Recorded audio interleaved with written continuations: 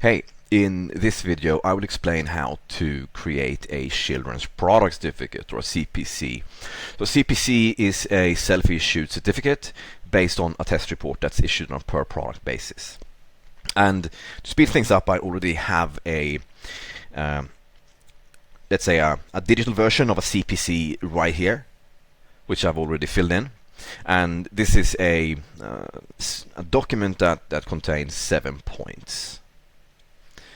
Right, so let's begin. The first thing we need to do is to identify the product covered by this certificate. This would include a product name, such as Teddy Bear 2025 edition.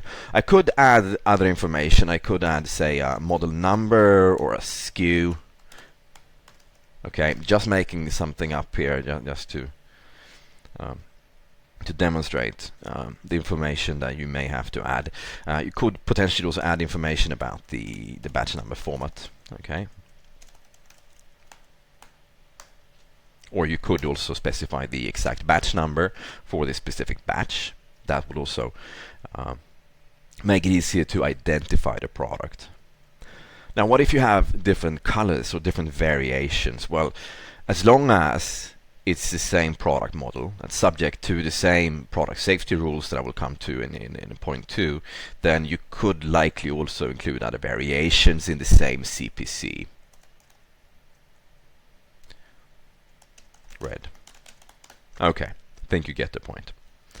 Right, so now that we have established which product is covered by the CPC, we can move on. So point 2 is citation of each CPSC children's product safety rule to which this product is being certified. So as you may know, this is actually really important. So whether you need a CPC or not depends on if your product is covered by one or more children's product safety rules, and you can find this list on the CPSC website. Right now, toys and other children's products are covered, but you need to identify which of these actually apply to your specific product. Some of these are product specific, others apply to certain components like button cell batteries, others are relevant to, let's say, certain substances like lead, phthalates, and so on. So your job is to identify which of these apply, and then you have to add these into your CPC under point 2. Now in this case, let's just imagine that I identified these two requirements. Now this could of course look very different for your product. Point 3, we need to identify the US domestic manufacturer or the importer certifying the product. So you have to enter the product, the company name, address, and also a contact point. Phone number is mentioned on the CPSC website. Not sure about email, but you could also add that. The key is to identify the company introducing the product to the US market. Under point 4, you need to identify the individual that is holding the test results, which means the test report. This is important. You cannot issue a CPC without a test report. It's always based on a test report. Okay, but you would include a name, a title, a position, the address of this individual, a contact point, email, phone number.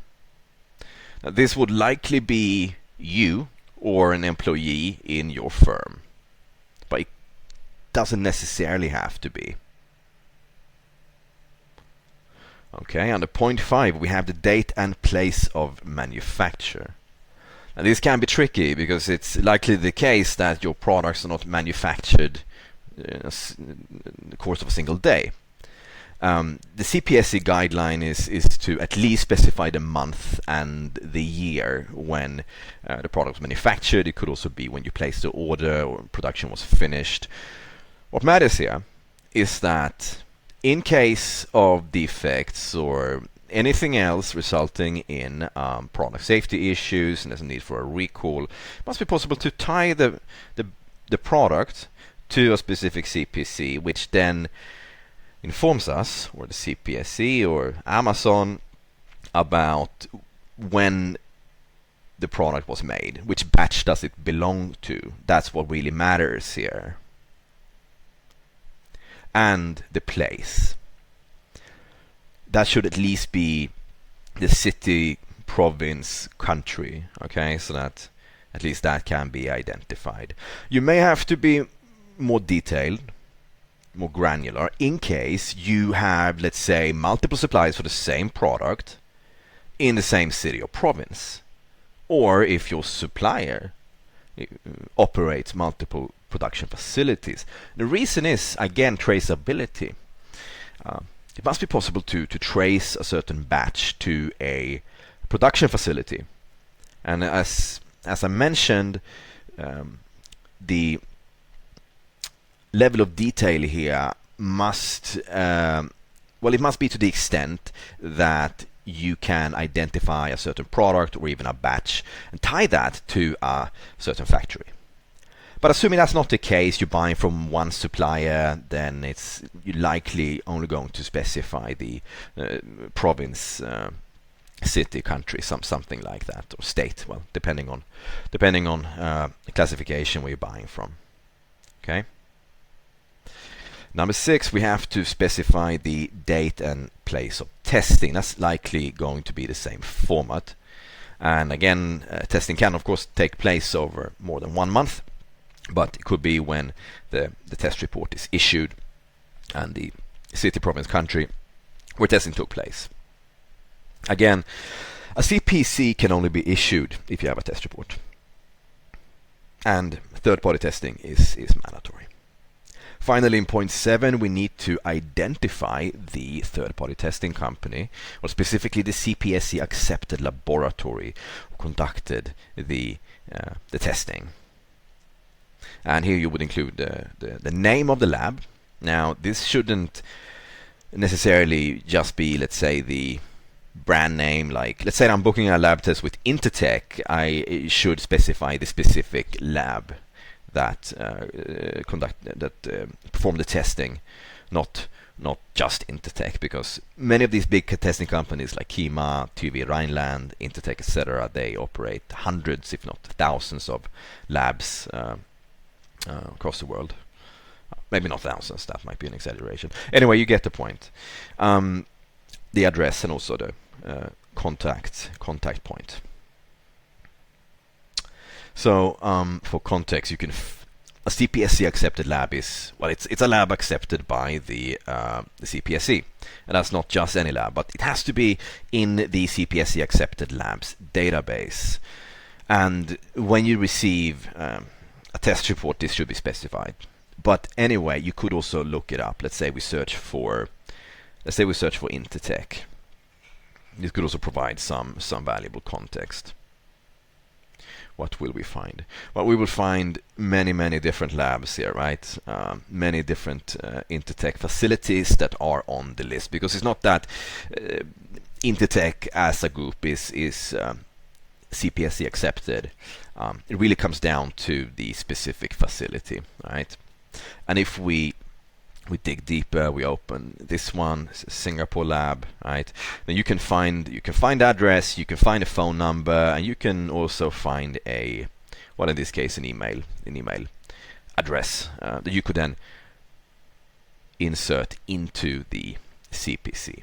Okay. Now that's it. These are the 7 points. I would like to mention a few things, and that's, if we go up here, now this should match, under point 1, this should match whatever is written in the test report, okay? So it must be very clear in the test report that it is this teddy bear 2025 edition, it is this SKU that is being tested as being, that's covered by the test report, okay? And the same thing would even go for the colors. So this has to be this has to match whatever is in the test report. It must be immediately clear that the test report and the CPC are both matching, because otherwise the CPC is not valid, okay? You cannot issue a CPC on a similar test report or a test report for a different product. That's not the way this works, right?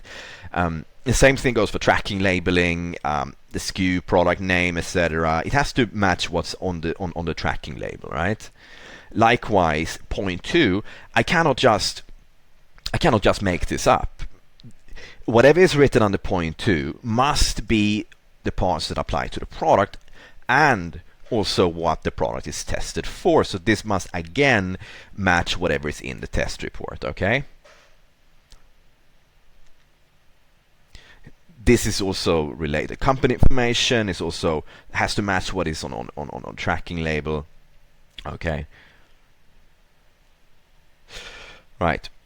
Yeah. So it is important. The CPC alone doesn't have any value. It's only issued on the basis of the test report, and it must, of course, also match whatever is printed on the tracking label. Okay, that's everything I have to say about creating a CPC. If you have questions, you can, of course, write a comment.